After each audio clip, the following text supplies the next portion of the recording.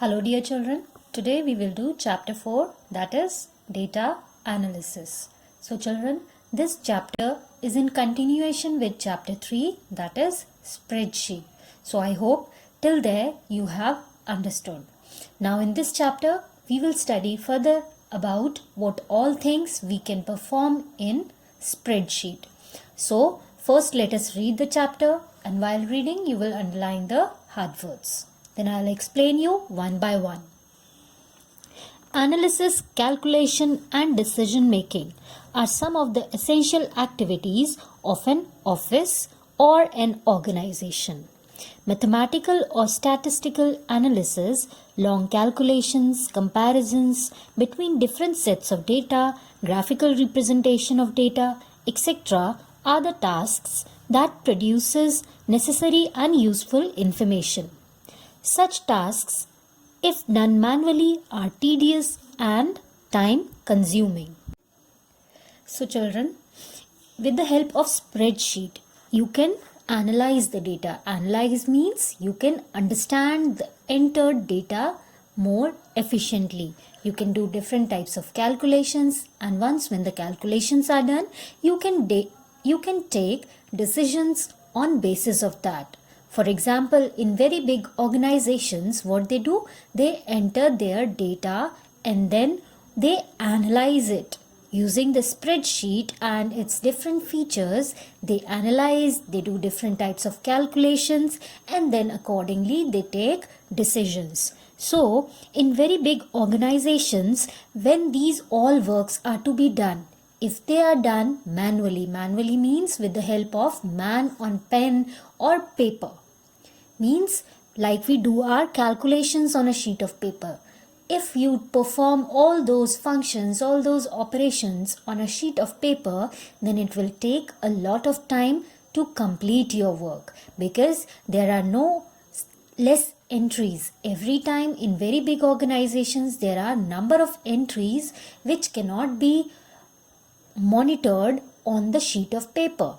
So for that, spreadsheets are used. You use the spreadsheet to analyze that data, to analyze it so that your work is done in very less time and using less manpower. Okay children? A spreadsheet package is designed to accomplish such tasks quickly and more efficiently. To recall, a spreadsheet package is an application software that does analysis, calculations, comparisons, etc. With the help of spreadsheet application, a user can arrange and store data in proper way and can also make use of formulae and logical functions to compute and analyze the data in different ways.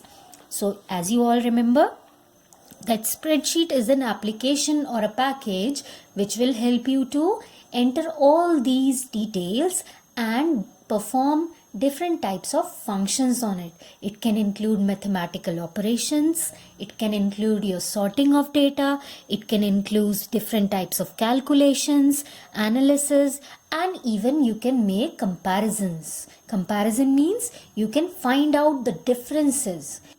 Okay? Spreadsheet packages are commonly used for generating results, planning budgets, making annual reports of business organizations, students' result preparation, generating salary statements, doing tax calculations, etc. So as you can see, all these activities, all these organizations, they use this spreadsheet package so that their work becomes easy, and the work that is done efficiently and within the less period of time. So with this spreadsheet, you can generate different types of results, whether it be of student or employee. You can plan the budgets, make annual reports for the business, and many other things can be done with the help of spreadsheet package. Data in spreadsheet package are kept in a more organized and proper way. It enables to analyze data and manipulate data in an effective way. Data in spreadsheet can be in the form of text, number or formula. So whatever data that you have entered in the spreadsheet, that will be kept in an organized and in a proper way. If in column you have written date, then under that column only date will be mentioned. If you have written the name, then under the name column the names will only be written. You cannot mix and match the data. So this data, whatever you have entered in a spreadsheet, that will be kept in an organized and in a proper way, so that it will allow you to analyze the data, to manipulate the data in a very easy way.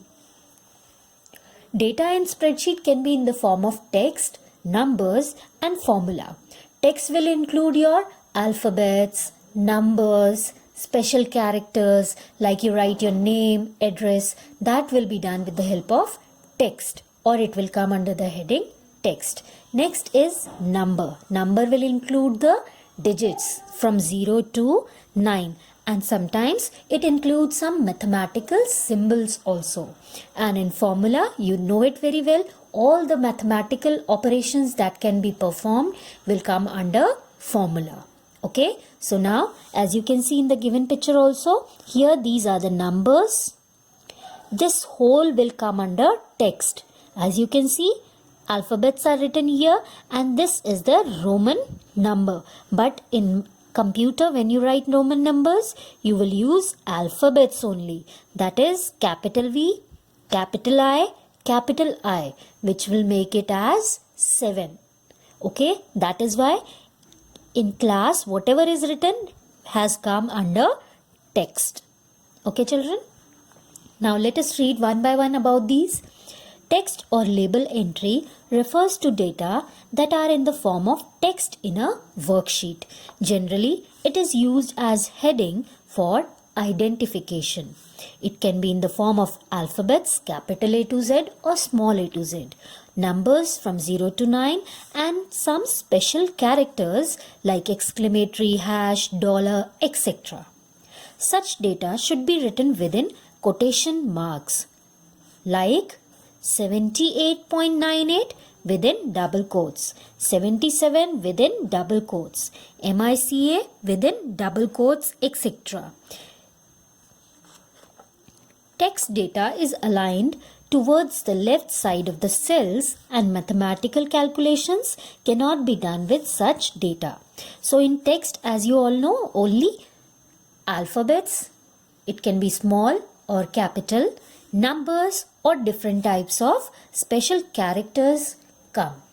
Okay, you cannot perform any kind of mathematical operations on text, because text includes alphabets also, and on alphabets you can never perform any kind of mathematical operation. You cannot add A plus B. Okay, so this way no mathematical calculations can be done on such data, and they are always aligned towards the left side of the cell. As you can see here, they all are aligned towards the left side, and in practical video also I have told you that the text is always aligned towards the left hand side. Okay children, next one is number. Number or value entry refers to data that are in the form of numeric value for doing mathematical calculations. Such data consist of digits 0 to 9, mathematical symbols and special characters like plus, minus, capital E, small e, comma, dollar, percentage, divide. They are aligned towards the right side of the cells. So children, the number includes only the digit values on which mathematical operations can be performed. If I ask you to add 5 plus 5, then only you can add it. If I ask you to add A plus B, you cannot add this. Okay, so this is the difference between the text and number. On numbers, we can apply mathematical operations like plus, minus, multiply, divide and many others. And it includes some mathematical symbols also. Okay children, like these are given over here. And all these numbers are aligned towards the right side of the cell. Here you can see these are aligned towards the right hand side, or they are aligned towards this right side here. The next one is formula. One of the most important features of spreadsheet package is doing calculations. For calculation, formulae are used. Formula are entered to perform mathematical operations such as addition, subtraction, multiplication, division, etc. Formula entry in a cell is logical entry. It shows the relationship between different cells also. In Calc or Excel, a formula always starts with an equal to, plus or minus sign. So you all know that the formulas that you use in your maths, same work here in computers also. You can apply different types of formulas in your spreadsheet for doing several calculations, because when you have many entries on which you have to perform calculations, you cannot do it by your hand, as it will take a lot of time. So it is better to apply the formulas on the entered data in the spreadsheet. Okay, that is why it is written over here that formula entry in a cell is logical entry, because there you are applying the logic. For example, you are adding, you are subtracting, then you are applying the logic. That is why formula entry in a cell is called as logical entry. And as you are adding the values, suppose as you are adding the values of two cells, then you are maintaining a relationship between those two cells. That is why it shows the relationship between different cells also. If you are calculating the whole, suppose here I have written total price for these many items. If I do the total, then I am maintaining a relationship for this column with all these cells. That is why it shows the relationship between different cells also. Okay, and in any spreadsheet package, a formula will always start with equal to sign, plus or minus. The formula applied in a particular cell can be viewed in the formula bar when the specific cell is selected. So children, whenever you have applied any formula to a particular cell, that formula can be viewed in the formula bar also. Here, this is your formula bar. Here also the formula can be viewed. And in Calc, formula includes the following. So here you can see in Calc, formula can be categorized into three types. Formula with cell address, formula with cell names, and formula with built-in functions. You can apply the formula within the cell address using the cell address. You can apply the formula using the cell names, means the column names. For example, price or marks in Hindi, marks in maths. Like this, you can apply the formula with the cell names. And formula with inbuilt functions. There are some inbuilt functions in spreadsheet. Those you can use, and that can be applied to the selected range or selected cells. Okay, so first let us study what is formula with cell address. Each cell in the worksheet has a unique address that is formed by the combination of its intersecting column and row. For example, consider the cell address A10. So here A is the column name and 10 is the row number. Formula with cell address is combination of row number and column name of cell in the worksheet. So children, as earlier also you have studied that a cell is the area that is formed by the intersection of row and column. This is your column and this is your row. So here this intersection part, this is called as your cell. And cell address is the unique address of a particular cell. So suppose if I am writing A10, which means A is the name of the column and 10 is the row number. So here always whenever you will write a cell address, first the column name will come and it will be followed with the row number. Okay, suppose the data entered in cells B1, B2, B3 and B4 are 20, 30, 40 and 50 respectively. In the cell B5, a formula is entered to calculate the sum of given numbers with their cell addresses, that is equals to within bracket B1 plus B2 plus B3 plus B4. So here we have taken an example in which 4 cell values are given. That is B1, B2, B3, B4. B1 means B column first row, B column second row, B column third row, B column fourth row. All these 4 cells have values 20, 30, 40 and 50 respectively. Now what you have to do? You have to add all these 3. So using the formula with cell address, what you will do? First of all, it will start with equal to, and there you will write B1 plus B2 plus B3 plus B4. Okay, in cell B5 you have written this formula. So this formula will give you the answer as here 140. This is the answer that you have got, 140. Now in the next cell what you have done? You have written is equals to B5 divided by 4. Okay, so here you have taken out the average. You have divided it by 4. Okay, so what you will get in the next cell? You will get it as 36. So this is how you use the formula with the cell address. These are the addresses B1, B2, B3, B4, and here you have applied the formula that starts with equal to every time. First you have added these 4 values and then you have taken out the average also. So this is how you use the formula with cell address. So let us read it. Here the output will be 140, which is displayed in the cell B5 as soon as the enter key is pressed.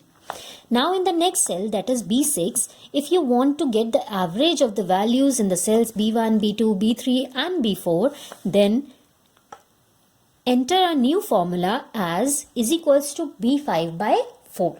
So as I told that when you have calculated all these 4 values, you got the sum, and to calculate average, what you do? You add all those values and then you divide it by the number of values that you are adding. So in that what you do?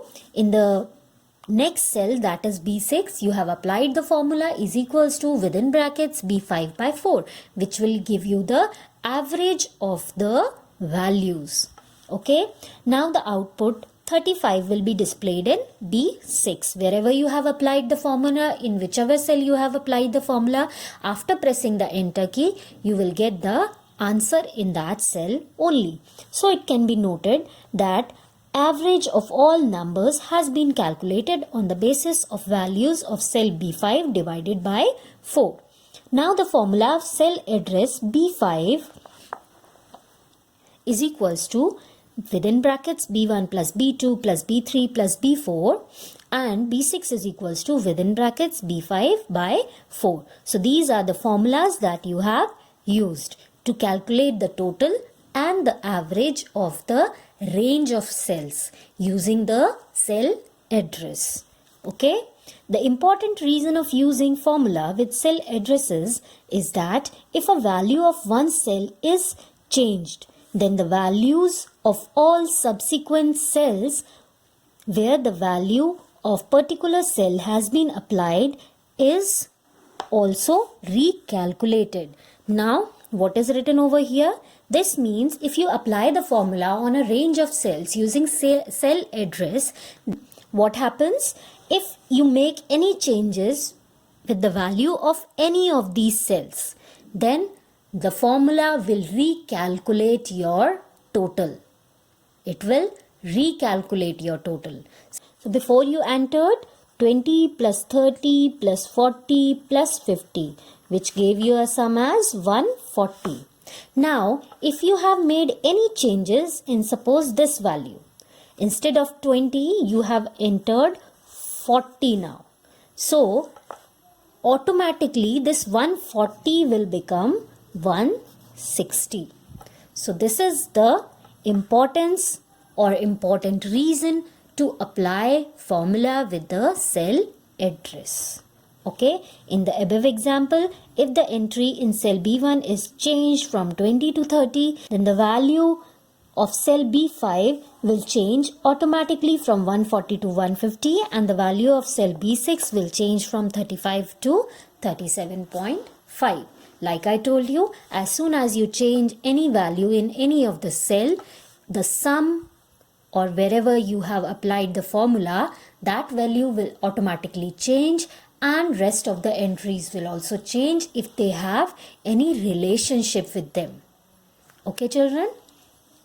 Next one is formula with cell names. Formula can be used along with cell names also.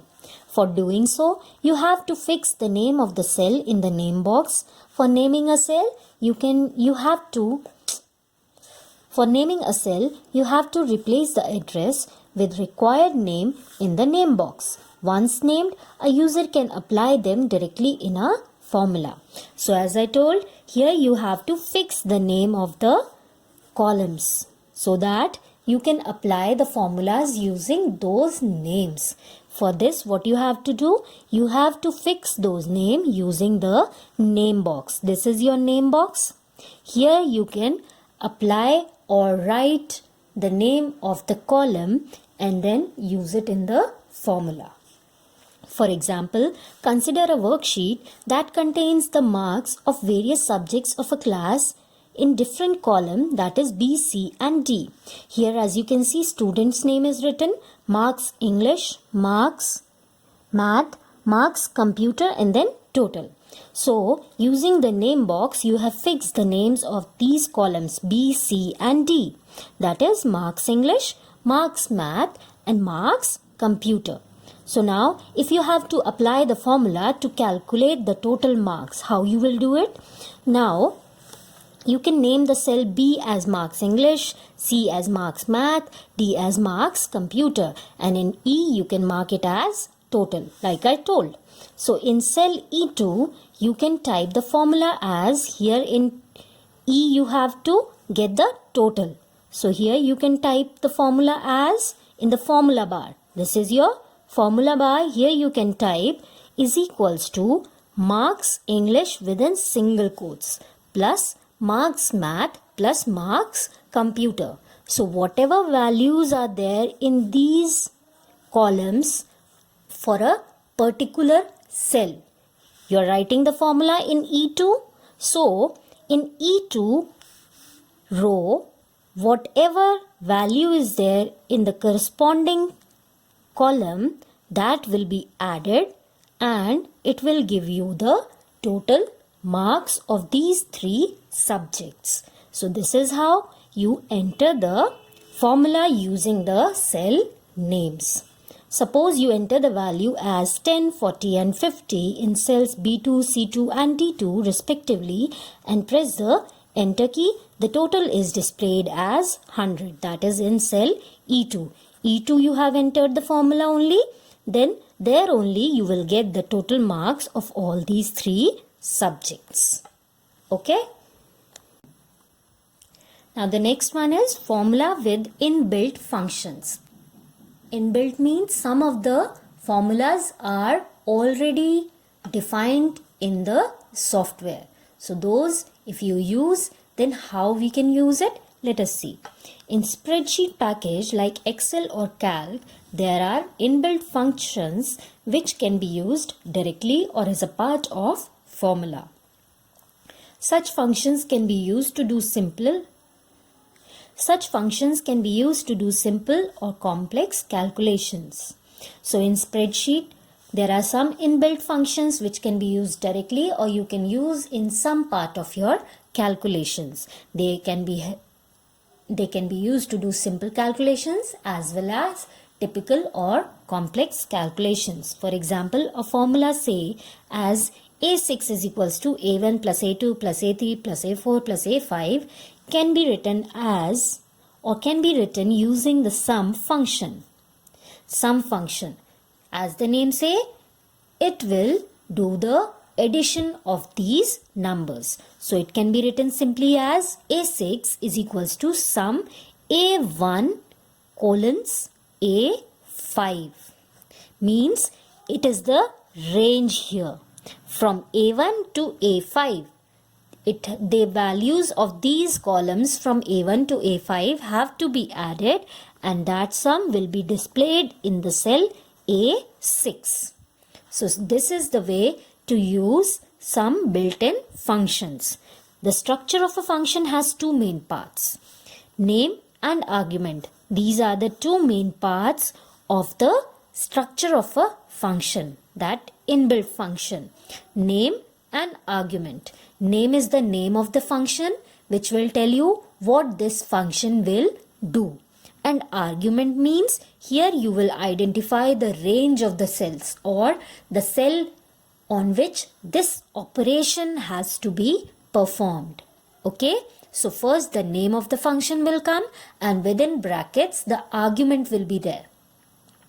Okay, so here name describes the type of operations performed by the function. Argument specifies the value of data in range of cells on which the specific operation is to be applied. So like I told you, name will tell you the operation that has to be performed, and argument will tell you on what range of cells or on what values this function has to be applied. Argument is always enclosed within the opening and closing parentheses. These are the parenthesis brackets. So argument is always enclosed within these brackets. Okay, without this it will not consider it as a formula.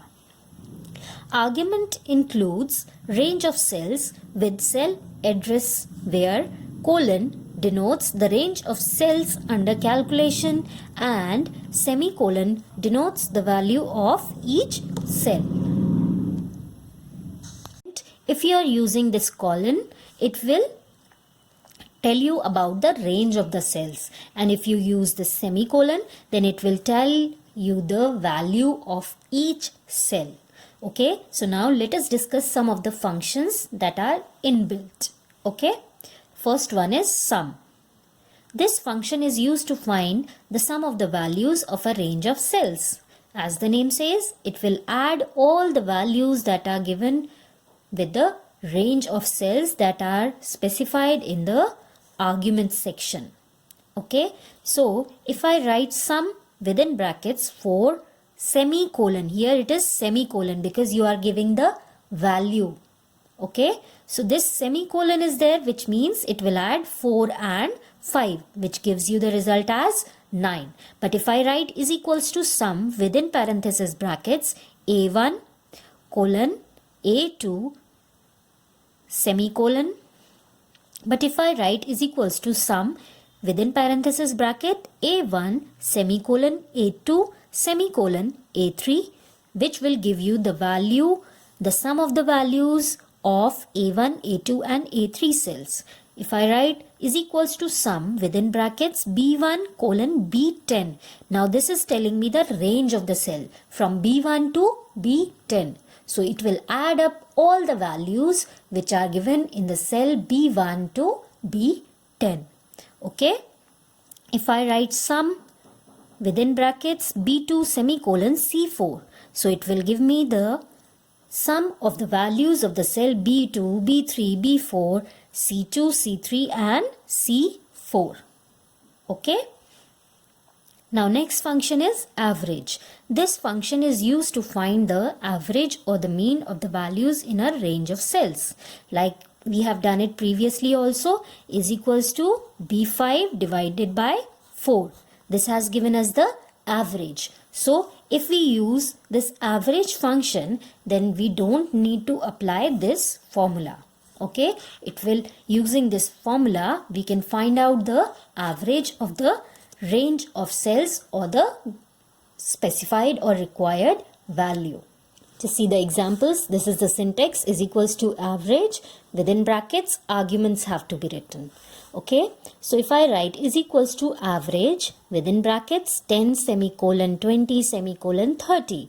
Now what it will do? It will first add all these three values and will divide it by 3 and give me the answer as 20. Okay, average A1 semicolon A2 semicolon A3. So whatever values are given in these three cells, first it will add up and will divide it by 3 and will give you the result. If it is written average within brackets A1 colon A10, so what will happen? It will add all these 10 values that come from A1 to A10, will divide it by 10 and will give you the answer in the column wherever you have applied this formula. Average B2 C4. So it will give you the average from the cells B2 to C4 like you have added before in sum function. Same way it will take out the average. Okay, next is max function. This function is used to find out the largest value from the given range of cells. As the name says, max. Max means maximum.